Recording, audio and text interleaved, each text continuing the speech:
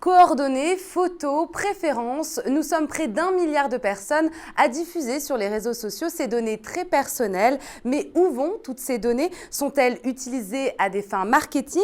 Les informations Facebook sont des denrées très convoitées. Alors comment améliorer la protection de nos données confidentielles sur les réseaux sociaux? C'est la question que nous allons nous poser aujourd'hui dans ce nouvel épisode de Face au droit de la propriété intellectuelle. A tout de suite.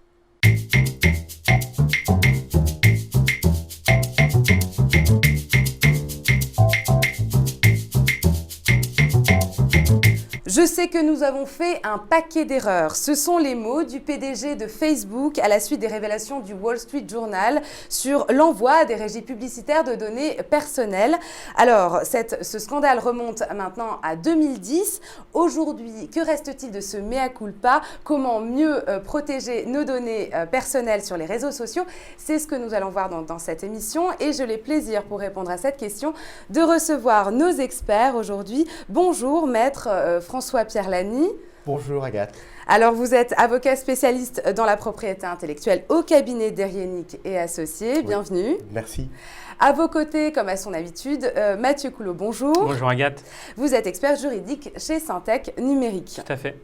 Alors, messieurs, la première question sera de qualifier ce que c'est que ces données personnelles, si on doit être très précis.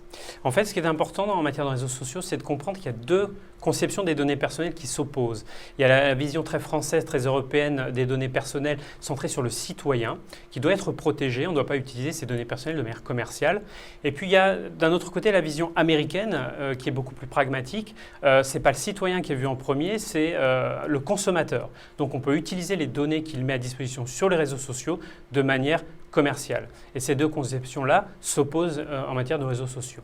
Et aujourd'hui, quels sont les abus à quoi ces réseaux sociaux sont confrontés régulièrement en France ou en Europe en règle générale? Alors il y a un sujet brûlant d'actualité qui date de cet été. La CNIL et la DGCCRF, qui est la Direction de la répression des fraudes, s'intéressent de très près à ce qu'on appelle l'IP tracking. Lorsque vous naviguez sur Internet, 10 jours plus tard, vous avez des propositions de bandeaux à droite de votre écran qui arrivent parce qu'on a créé votre profil internaute et on sait ce que vous aimez.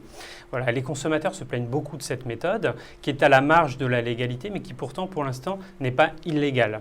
D'accord. Ce ne sont pas des abus. Alors, j'utilise ce mot abus d'ailleurs, mais ce n'est pas vraiment des abus. Alors, ce n'est pas un abus au sens strict du terme, au sens juridique du terme. C'est gênant pour l'internaute, mais ce n'est pas contre la loi. Il y a par ailleurs des possibilités de s'en préserver en purgeant régulièrement les cookies de son ordinateur, en utilisant des logiciels spécialisés ou en surfant plus sur son smartphone que sur son ordinateur, par exemple. Alors, maître, que dit la loi, le droit français, justement, à ce sujet ? Alors, comme l'a rappelé Mathieu, la tradition française, qui est d'ailleurs, il faut le dire une fois de plus, le pays en Europe, mais aussi dans le monde, précurseur en termes de tissu législatif et réglementaire sur la protection des données personnelles.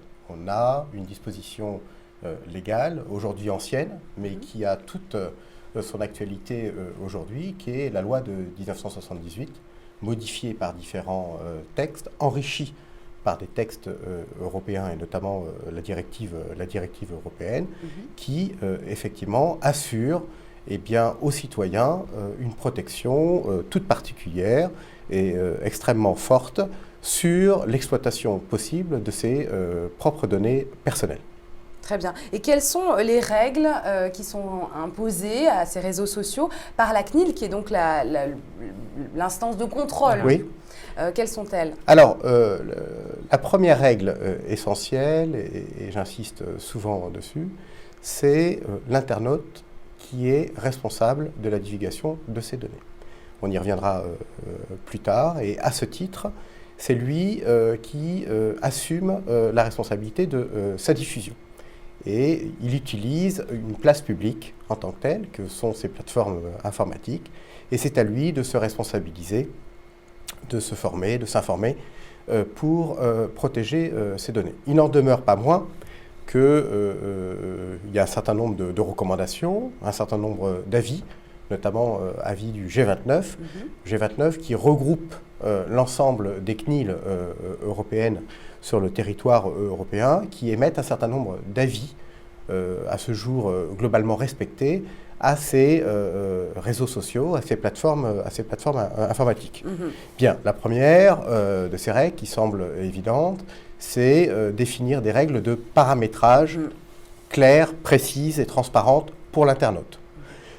Mettre en place des dispositions particulières pour les mineurs, puisque là aussi, eh bien, ceux qui ont besoin d'être le plus protégés sont ceux qui utilisent le plus ces plateformes Internet. Et il y a d'autres dispositions qui sont la suppression effectivement de ces comptes individuels qui sont restés inactifs, la possibilité sur ces réseaux sociaux d'avoir une page particulière pour déposer des réclamations, voire des plaintes eh bien, à la plateforme pour qu'elle supprime un certain nombre d'éléments confidentiels, personnels ou protégés par des droits de propriété intellectuelle et qui seraient diffusés contre la volonté de l'internaute. Et puis, enfin, eh bien, c'est ce droit à l'oubli qui est la possibilité pour l'internaute de voir supprimer ses données au bout d'un certain temps ou sur simple requête ou simple demande de celui-ci. Alors, vous en parliez tout à l'heure sur la responsabilité.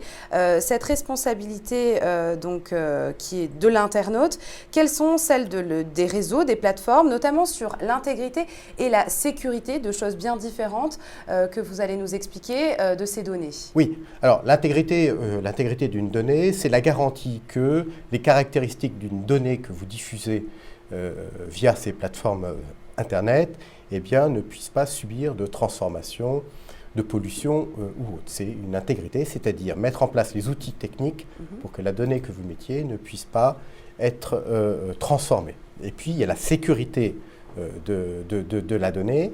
Là aussi, c'est la garantie technique eh bien, que des intrusions ne puissent être faites pour que la donnée soit supprimée contre la volonté, modifiée, voire transférés à des tiers. Et ça, effectivement, c'est des obligations eh bien, à la charge de la plateforme technique. On est en droit de se poser la question de savoir si ces réseaux sociaux, comme Facebook, c'est dans leur intérêt de protéger au mieux nos données.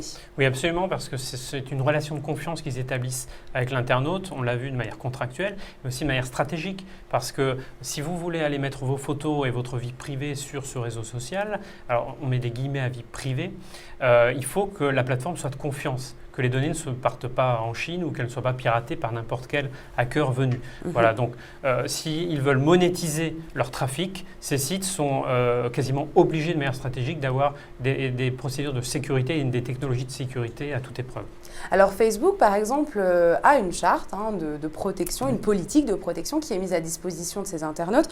Je suis allée la voir pour ma part pour la première fois. C'est vrai qu'on parlait justement de cette culture de l'internaute qui peut-être est mal éduquée aussi à tout ça. Je suis allée la voir et il y a des mentions, elle paraît assez claire, assez simple en tout cas. Je m'attendais à un langage un peu de geek, mais il s'avère qu'elle est beaucoup plus simple que ça.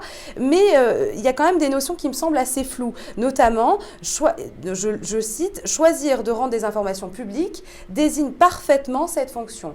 Tout le monde, y compris les personnes en dehors de Facebook, peut voir ces informations. » Alors, on est en droit de se demander qui est ce tout le monde, justement. On en revient un petit peu à ce qu'on appelle la marchandisation, la commercialisation de ces données. En fait, est-ce qu'ils commercialisent réellement ces données précisément ? Ou est-ce que c'est du big data finalement et dans ces cas-là, c'est un cadre légal? Alors sur le big data, c'est vrai que big data, ça signifie le plus souvent anonymisation des données. Ce qui veut dire que les données qui sont vendues, entre guillemets, là encore, par la plateforme à des tierces parties sont anonymes. On ne peut pas vous reconnaître ou me reconnaître dans ces données. Il est sûr que ce que vous mettez sur cette plateforme, ce sont des données qui sont au départ privées, par exemple des photos, et qui vont forcément devenir un petit peu publiques puisqu'elles sont sur un réseau social, et le mot social est important dans l'affaire. On en revient aux usages numériques finalement, on est en plein privacy paradoxe, c'est-à-dire qu'on veut avoir une exposition maximale sur les réseaux sociaux, on veut montrer sa vie intellectuelle, professionnelle, familiale, mais on veut complètement en garder le contrôle, alors qu'on fait finalement un marketing de sa personne et de son œuvre. L'Europe, au niveau du Parlement et du Conseil, travaille sur le projet de règlement européen sur la protection des données à caractère personnel. Ce règlement est en cours de discussion, le vote a été retardé, il y a énormément de lobbying dont le lobbying de Facebook sur ce projet de règlement, parce que la vérité est au milieu, mais ni l'Europe ni Facebook ne sont pour l'instant au milieu du raisonnable. Donc on espère que les internautes vont se former d'une part. L'éducation. L'éducation, hein, on a insisté sur ce sujet. Et puis on espère aussi que le projet de règlement aboutira à un juste milieu qui permette aux internautes de contrôler ces données et puis aux entreprises de pouvoir quand même effectuer des transactions commerciales parce que c'est de l'innovation et c'est de la création d'emplois. Merci beaucoup messieurs de toutes ces précisions. À très bientôt pour une prochaine émission. Merci à vous de nous avoir suivis. On se retrouve le mois prochain pour un nouvel épisode de Face au droit. Au revoir.